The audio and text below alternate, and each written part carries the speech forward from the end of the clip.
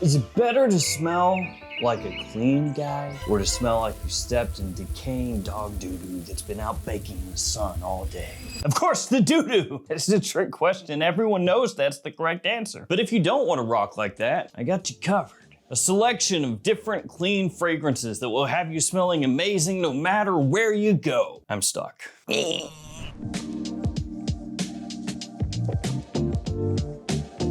Stuff like this. Can you tell what it is by the cap? That's what I meant to happen. This is actually a test. What is the fragrance?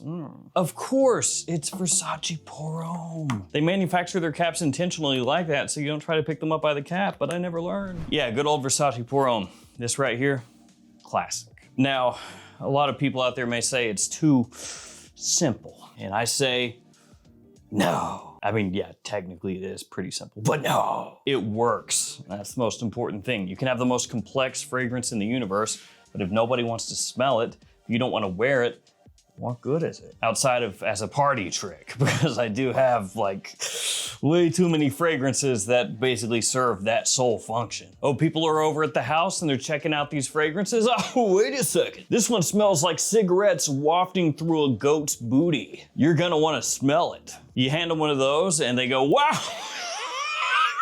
That is interesting. Can I check out the Dior Sauvage? But yeah, Versace Pour Homme, this stuff right here, man. Clean, classy, classique, super, ultra, unbelievably easy to wear, perfect for an office fragrance, great summertime scent. You can wear it anywhere in the summer and you're gonna have confidence that you smell great. Now, of course, there are fragrances similar to this one right here. Chanel L'Homme Sport and Missoni Wave are the two that get mentioned most often. And yeah, the Missoni Wave kind of falls in between the two. This one and L'Homme Sport. L'Homme Sport is gonna be more tonka heavy than this scent right here. So it's gonna be a little creamier, a little bit sweeter, a little heavier, more density to it. This one just keeps it very fresh, airy, clean, nice fruity pops, and a very kind of modern aquatic scent profile, like modern woods, little musk, clean florals, ultra easy to wear. Versace Pour Homme. You can never, ever, ever go wrong with this. I know there are gonna be some people out there who say, you know, I don't like Versace Pour Homme, I don't roll with it, but in the real world, you're never gonna bump into somebody who smells that and goes, oh, what is that? It just won't happen. If it does happen, actually, you immediately know you're not dealing with the human. You're dealing with either a reptilian, lizard person wearing a human mask, Mark Zuckerberg, come on to you, or potentially an alien posing as a human. Gotta watch out for them. It's a good barometer. You blast that on, if they act weird, you already know you need to watch your six. All right, Brodies, let's keep it cheap, keep it blue, keep it wearable. Coach Blue. Now this is the type of fragrance that is not going to be heralded for its artistry. But guess what? If you want to keep things fresh and clean, the note breakdown is very simple. It has lime, has absinthe, which actually that's kind of different. Also doesn't make a ton of sense as far as how this smells, but who cares? Let's let them have it. Ozonic notes, a little bit of woodiness, fresh spice, and amber. That's what's going on right here. Now it does come with a slight drawback, and that is the performance. It's not great, but that does give you the freedom to blast it on heavy if you want. If you want to get a little more push to it, blast it.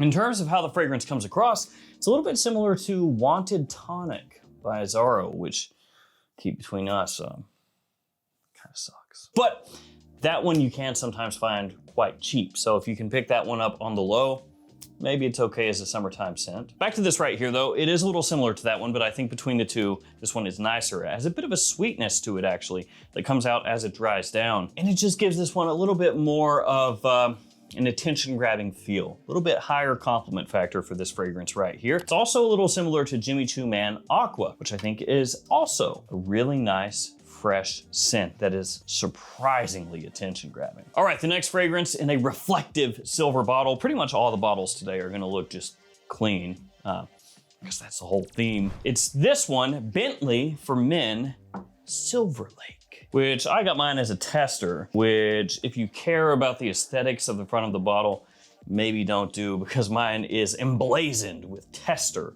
right across the front. So everybody knows that I was a cheapskate with this one. So that's pretty fun. Bentley, why? Which this fragrance smells similar to an Acqua di Gio, but not any Acqua di Gio, no, an expensive Acqua di Gio. You may be thinking, well, which one? Elixir? That's expensive? No. Acqua di Gio, Essenziale. Which that's discontinued. And because it's discontinued, that means it's expensive. That's how it works. Which, thinking about that right now, it wouldn't surprise me if somebody at Armani is like, guys, I got a great idea. You're gonna wanna hold on to your butts for this one, okay? Acqua di Gio, Eau de Toilette, Intense. But check it out. It's actually just Acqua di Gio Essenza that we bring back. Some of you out there get what I'm spitting, but Armani has been just bringing back discontinued fragrances left and right with a little twist and a new name.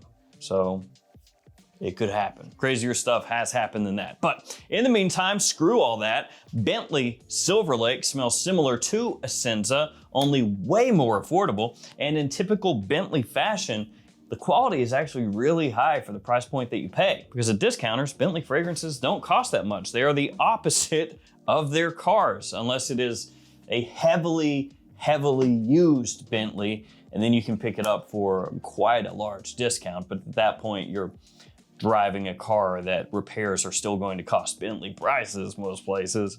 So there is that. And I have actually seen people driving around in very old Bentleys that are getting close to like clapped out. And it is a highly questionable economic choice. Are you technically driving a Bentley? Yes. If anything goes wrong, are you bankrupt? Yes. Don't do it. Or do it. YOLO, whatever. Luna Rossa. Regular, just the regular. I know that the regular Luna Rossa, that's not the sexy choice. You know, Luna Rossa Black, ooh, that's good. Luna Rossa Carbon, Eau de Toilette, Eau de Parfum, either one. That's cooler sounding. One of the Luna Rossa Oceans, that sounds cool too. Kind of boring though when you roll with just regular old Luna Rossa. And admittedly, this fragrance, like the makeup, the style of this fragrance, is not something world-shaking or groundbreaking.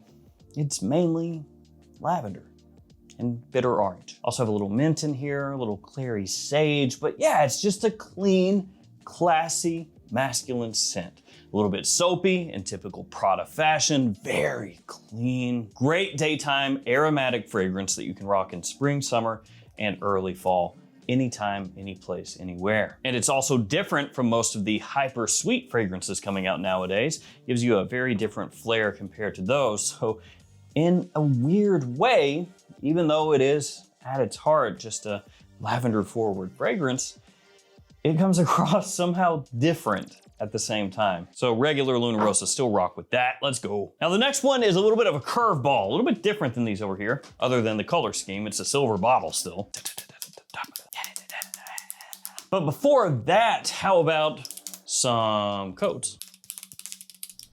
So yeah, the FragFlex code, you wanna commit that to memory. That's 10% off every single time you shop there. They got sick deals, make them sicker. Those deals are trying to get better. No sir, send those straight to the hospital. Ultra sick, 10% off every time. Also got codes for JOMASHOP. They only work within the JOMASHOP app, so you gotta download that, then you can use the codes. The Perfume Box, Beauty House, Gift Express, and more. So anytime you shop at those stores, my guys, use those codes and save yourself some extra cheddar. All right, the next fragrance, Legend Elixir. Part of me despises this bottle, if I'm honest with you, because it is too reflective. There's like a certain point where the reflectiveness is just, it's a mirror.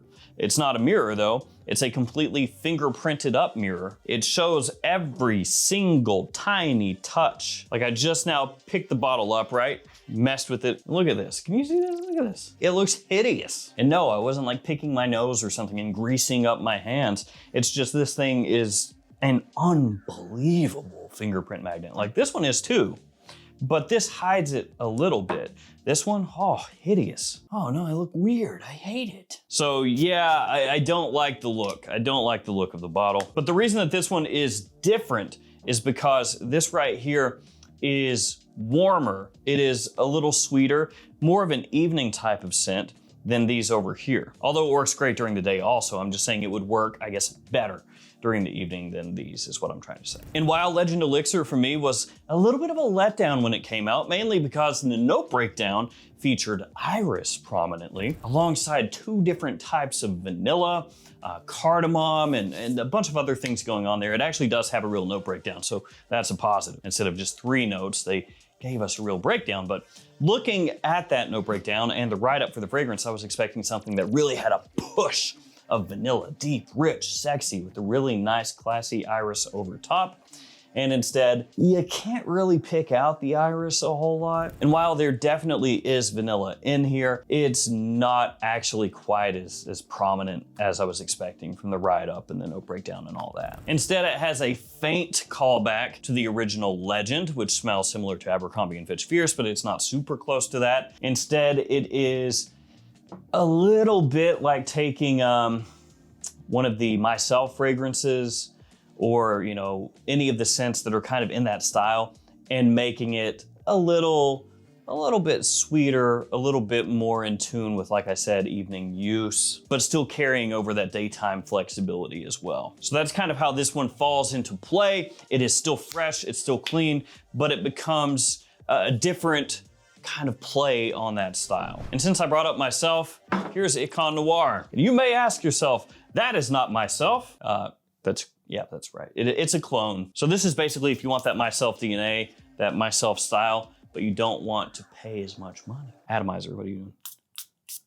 There we go. Atomizer, C. It's got that great balance of freshness and sweetness that the original Myself does so well. Big blast of bergamot off the top, and then orange blossom as it dries down, just like YSL Myself. And it's about 30 bucks. So it's an insane deal. You can wear it whenever you want. Let's get a fragrance out here that gets no love. Yeah, Lacoste. Silver gray, because it's like, gray looks like silver, but then silver is shiny.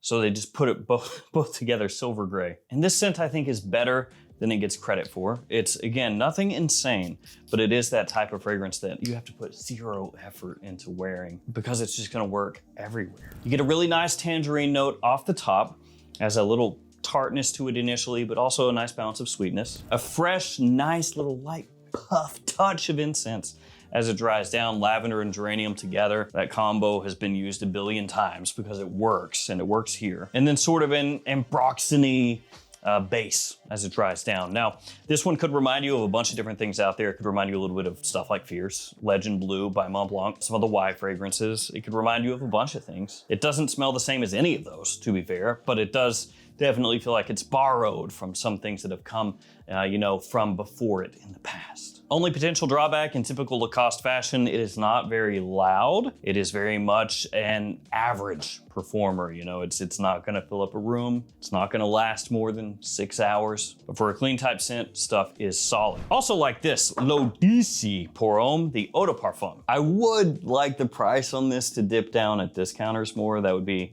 pretty cool, but you know, that's being, I guess, greedy in a sense. And this does throw it back to the OG L'Odyssey, which is a classic summertime fragrance. Now, if you look at the note breakdown, it is boring, it's stupefied. Yeah, they dumbed it down, 3 notes. Already complained about that, so I won't go on about it, but they did do that. And strangely, for some reason, they left citrus out of the note breakdown. Yeah. The original L'Odyssey, of course, like really famous for having yuzu as one of the main notes. And then they were like, with the Eau de Parfum, we're gonna go 3 notes. What should we leave out? I know, the friggin' note that the entire fragrance is known for. Genius. Now, thankfully, when you smell this, there is citrus here. There is absolutely 100% citrus in this fragrance, even if they left it out as far as the marketing goes. Essentially what this is the original L'Odyssey modernized, given a nice little extra push, some more depth, has a really nice Sichuan pepper note in here, as well as a good woodiness as it dries down. I realize that sounds weird. A good woodiness as it dries down. Cheap. Acqua Essenziale, little tiny bottle from Ferragamo. This one I bought years ago at TJ Maxx, actually, for like a short period in time. All of this line was basically just dumped at TJ Maxx, and I got 1 bottle of each, and the only one they had available for this one at the time was the little like 30 ml bottle. This one is gonna give you blue fragrance versatility. It was, I think, the least hyped of this line. So there was blue, and that one I think got talked about the most. And then Colonia, which that one was really good, but it was very different. That one was more like an Acqua de Parma-esque kind of vibe.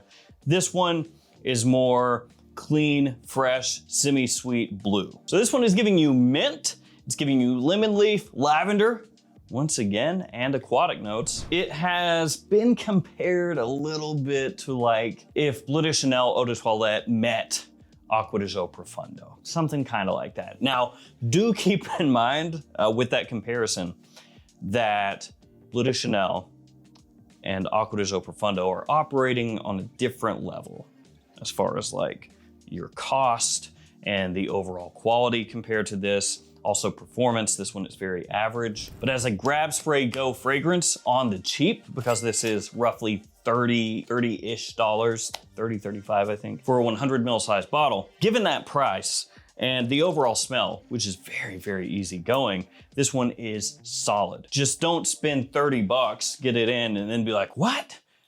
My Bleu de Chanel that I spent 4 times as much on smells higher quality. Just don't understand. It just makes no sense. You know, I bought that Maison Francis Kurkdjian, you know, hundreds and hundreds of dollars, full retail. And I swear the citrus in that smelled higher quality than my Halloween Man Hero. Don't get it.